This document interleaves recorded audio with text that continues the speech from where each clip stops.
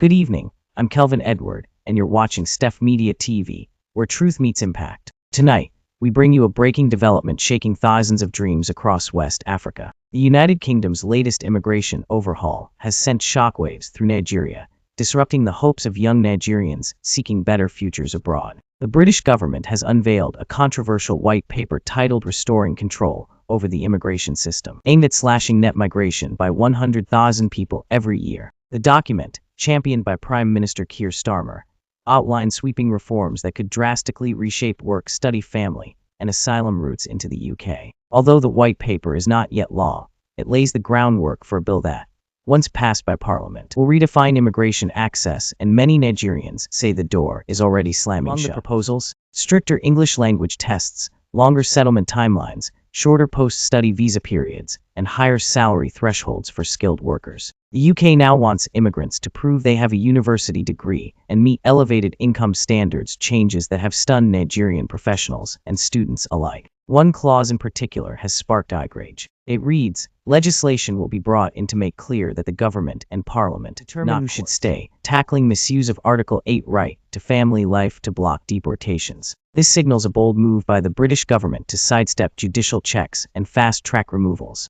The impact? Immediate and far-reaching. The social care sector, a lifeline for many Nigerian workers, will be shut off to new overseas applicants. Those already in the UK may extend or switch visas, but only until 2028, and even that's under review. For international students, the road is rockier. The post-study stay will be slashed from 2 years to just 18 months, with talk of new levies on tuition fees and tighter rules on universities, which must now maintain 95% enrollment and 90% completion rates to compliant. The route to permanent settlement has also been extended to 10 years, unless you can prove notable economic or social contributions. It's a dramatic shift, one that's forcing Nigerians to question whether the UK is still a viable destination. Dr. Oidal Ogundana, a senior lecturer at Nottingham Trent University, is urging Nigerians to reassess their options. He points to Germany, Canada, Portugal, and Australia as better alternatives, citing more accommodating immigration systems and robust demand for skilled workers. Wapa, a Nigerian lawyer based in London,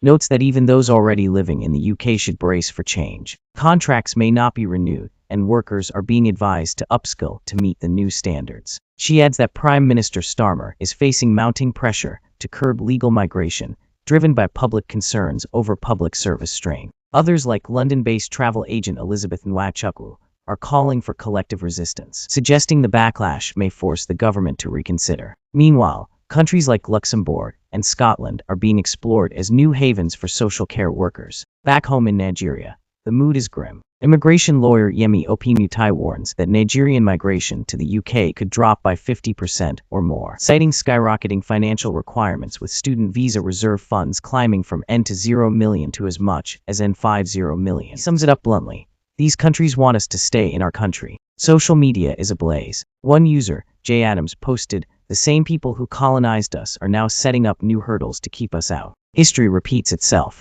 Alan Lawrence commented, "They want your school fees, but not your labor." And Oyinbo Adeniyi declared, "No hiding place anymore. It's time to build Africa." Despite the storm, some experts like Dr. Uchikuku Osagwu see a way forward. He urges young Nigerians to focus on high-demand sectors like engineering and healthcare, and to maintain clean tax records while exploring global opportunities. His top destination picks: Germany, Australia, Canada, and Ireland. In a world closing doors, resilience and strategy are more important than ever. For those dreaming of the UK, it may be time to look elsewhere or reimagine the dream altogether. This is Kelvin Edward, reporting for Steph Media TV. Stay informed, stay prepared, and don't forget to like, share, and subscribe for more hard-hitting stories that matter. Good night.